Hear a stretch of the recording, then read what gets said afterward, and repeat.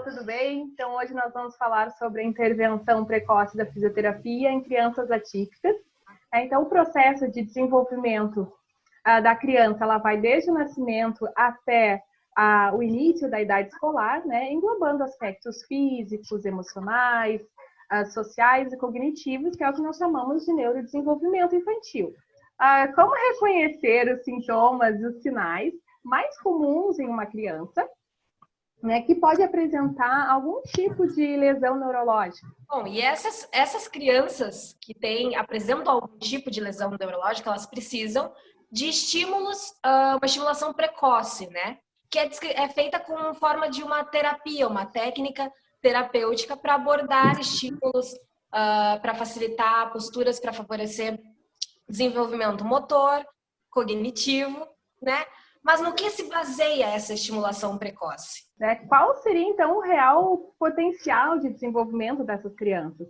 Então, para responder essas e outras questões, hoje nós chamamos aqui Guilherme Morales, o famoso Gui. Tudo bem, Gui? Oi, gurias. Primeiramente, obrigado pelo convite. Acho que vai ser uma experiência bem legal, uma troca que a gente vai poder aprender, tanto eu com vocês, vocês comigo, tirar algumas dúvidas com as pessoas. Deixa eu me apresentar. Eu sou o Guilherme Morales, sou pelotense. Hoje trabalho e atuo aqui em Curitiba, numa clínica particular. E aí a gente vai falar um pouco sobre esse desenvolvimento neuropsicomotor aí, em cima dessas crianças atípicas e da intervenção precoce. Bom, então tu pode falar um pouquinho, exemplificar um pouquinho quais são os tipos de patologia, né, que você mais trabalha e diferenciar para a gente quais regiões do cérebro elas mais afetam, que tipo de movimento elas comprometem. Aqui, a gente que é fisioterapeuta, a gente trabalha muito com paralisia cerebral, mielomeningocele, síndrome de Down, hidrocefalia, microcefalia. O que acontece? Se eu caracterizar todas para vocês, a gente vai ficar 3 dias aqui conversando. Tá? Então, eu vou exemplificar a paralisia cerebral, que é a mais comum que chega para nós. Então, ela é uma lesão no cérebro que ela é não progressiva. Tipo, então, a criança teve a lesão cerebral, ela não vai ter progresso. Ela já está com aquela área do cérebro lesionada. Aí nós vamos pegar 3 a 4 tipos de paralisia cerebral. Eu pego a paralisia cerebral espástica, que é quando eu tenho movimentos mais difíceis e a densidade muscular dessa criança é mais alta, então a gente chama de hipertonia muscular.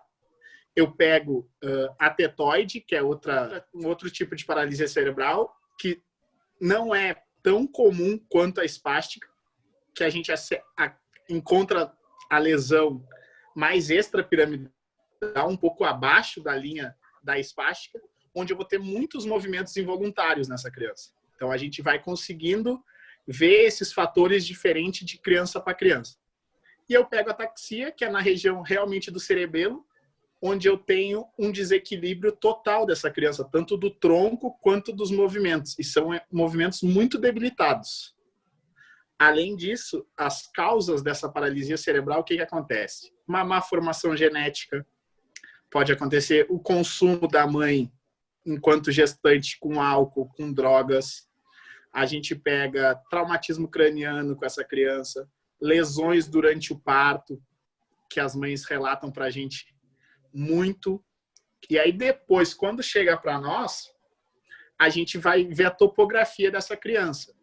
Se ela é uma criança quadriplégica, onde ela apresenta lesões em membros superiores e membros inferiores, onde eu posso pegar uma criança que é diplégica, que só aparece em membros com maior ênfase em membros inferiores, ou se eu pego uma criança que é hemiplégica, onde só um lado daquela criança vai desenvolver maior, como é que eu posso dizer, afeta mais. Eu posso dizer que a hemiplégica afeta mais um lado do corpo. Resumindo para vocês, para o pessoal que vai nos acompanhar, é mais ou menos isso quando a gente fala de paralisia cerebral. Gui, então, com relação às técnicas e protocolos de estimulação que vocês utilizam, né, quais seriam as etapas de referência para o desenvolvimento através de uma fisioterapia precoce, né? Seria um método inicial específico, né? Tem algum que seja mais geral que vocês utilizem? Então, Carol, Eu, particularmente, eu sou formado no conceito Bobat, né? Então, as minhas avaliações dos meus pacientes são em cima desse conceito, que a gente utiliza dos marcos do desenvolvimento motor. Então, eu vou avaliar o que essa criança, com a idade que ela tem, que ela chegou para mim, ela faz dentro do desenvolvimento motor. Então, se eu pegar um bebê que chega cedo para mim, eu vou ver quantos meses ele tem, se ele é prematuro, se eu tenho que fazer a conta para bater o quanto realmente ele tem de idade, para ver, tipo, ele tem 3 meses. Bom, então 3 meses eu já entendo que essa criança tem que estar com o pescoço mais firme em cima desse marco. Bom, ele tem 6 meses. 6 meses ele começa a ficar sentado. 8 meses, 9 meses, ele começa a engatinhar. Então é em cima desses processos do desenvolvimento motor que eu vou avaliar essa criança, ver quais são as reais condições que ela tem. E aí, a importância de quanto ela começar o mais cedo ela chega para as terapias. E aí, essa criança ela não vai fazer somente físio. Essa criança vai fazer fono, vai fazer terapia ocupacional. E aí, junto com essa equipe multi, a gente vai criar objetivos. Objetivos curtos, médios e a longo prazo do que a gente espera dessa criança.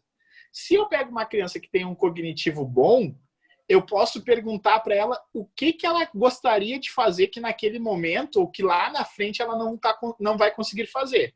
E eu vou auxiliar. Se eu pego uma criança que não tem um cognitivo tão preservado, eu tenho que ter essa opção com a mãe.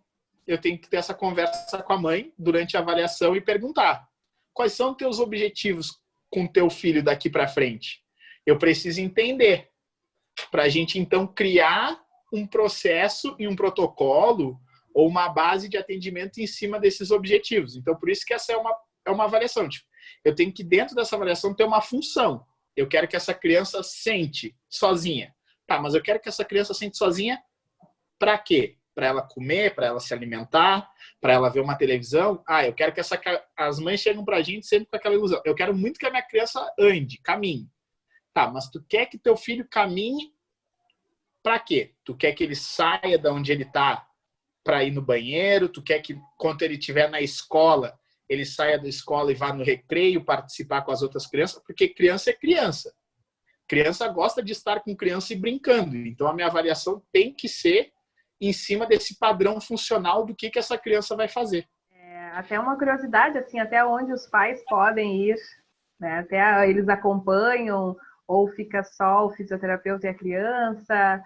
Existe esse acompanhamento aí mais psicológico com os pais aí, mas ele é diário, ele é semanal, ele é só quando chega? As minhas sessões são sempre abertas aos pais. O pai que quer participar, eu deixo bem à vontade. Eu não tenho por que esconder o meu trabalho. E o objetivo vai ser criado em conjunto. Se eu não tenho como aquela criança me responder, bom, o meu objetivo vai passar pela resposta que o pai vai me dar. E eu gosto muito de trazer o pai para dentro da minha terapia, porque esse pai tem que aprender. Entende? Esse pai tem que participar. Ele vai ficar, é que nem eu digo, a criança vai ficar comigo 1 hora no dia. Vamos pensar que se a gente pega uma criança com várias lesões, uma criança bem debilitada, eu vou pedir 5 sessões na semana. Mas 5 sessões na semana são 5 horas que essa criança vai ficar comigo. Eu preciso que esse pai esteja aqui dentro para entender o que é que eu vou passar de exercício, de manuseio, para ele em casa conseguir reproduzir. Ele vai ter que estimular essa criança em casa, junto comigo. E aí eu sempre me coloco muito à vontade. O pai pode entrar, o pai tem meu WhatsApp, o pai tem meu telefone, me manda foto, me manda vídeo. E na maioria dos casos hoje a gente já vê isso com os nossos colegas. Tipo, os pais têm um contato muito grande com o terapeuta, até pela conquista. A criança conseguiu fazer alguma coisa. Porque a criança, ela pode fazer comigo aqui dentro da sessão. Mas o mais importante é que ela faça em vários outros lugares. Que ela faça em casa, que ela faça na pracinha, que ela faça na escola. E aí, quando ela consegue isso, o retorno dos pais é legal. E na maioria das vezes ele vai conseguir com o pai e não comigo. Aqui é que nem eu digo. Ele vai ficar aqui comigo. A gente vai treinar bastante isso. Mas em casa é que as coisas vão acontecer. E a gente sabe que essa fisioterapia, esses estímulos, né? O resultado deles vai depender de cada patologia, do grau dessa patologia, né? Mas tem a possibilidade de quanto tempo mais ou menos se ter um diagnóstico? Eu vou dar o diagnóstico fisioterapêutico. Olha, teu filho é, como eu falei lá nisso, teu filho é quadriplégico, teu filho é diplégico, ele é hemiplégico. Isso é o que vai caber para mim. Paralisia cerebral espástica ou é atáxica, isso é o que cabe para mim. Tipo, o diagnóstico de paralisia ou de síndrome de Down já chega com a criança, faz sempre a mãe e já traz com ela consigo. O que acontece?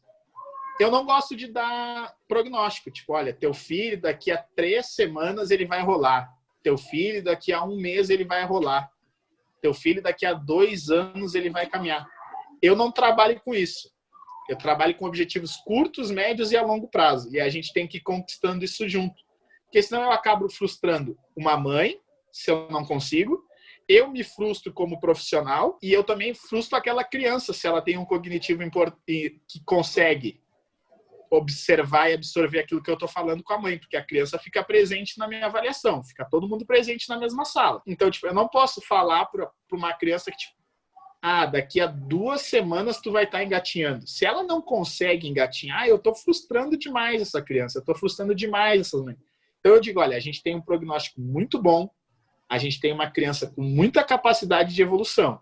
Vai depender do trabalho que a gente vai fazer junto. Então, Gui, para finalizar, qual seria, então, teu alerta aí para os pais? Qual seria teu alerta com relação à identificação dos problemas neurológicos das crianças? O que fica de alerta é sempre a gente entender os marcos do desenvolvimento motor. Como eu falei lá na segunda questão, que é onde eu vou fazer a minha avaliação.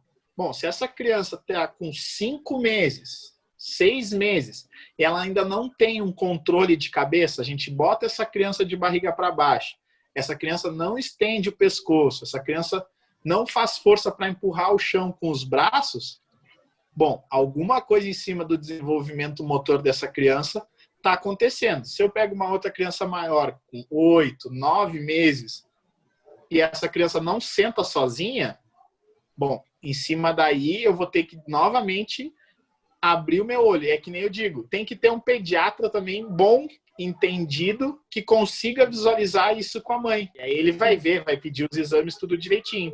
Mas às vezes não precisa passar pelo pediatra, pode vir direto, já procurar uma avaliação com o físio e o físio já vai dizer, não, olha, aí sim, vamos procurar um pediatra porque por baixo desse atraso no desenvolvimento tem mais coisas aí. Ainda existe muito a questão da negação dos pais. Hoje a gente fala muito sobre a fase do luto, né? Tem muito pai que aceita e entende e nos ajuda, entra na terapia e vai junto. E tem pais que preferem, eu não posso dizer que eles negam, né? Mas a gente sente um bloqueio, que ainda não entenderam o que está acontecendo e o que está por vir. Porque ninguém projeta ter um filho e ele vir com deficiência. Tem algum tipo de acompanhamento psicológico, tanto para os pacientes quanto para os pais? Hoje, na clínica que eu trabalho, nas clínicas que eu trabalhei anteriores, tem.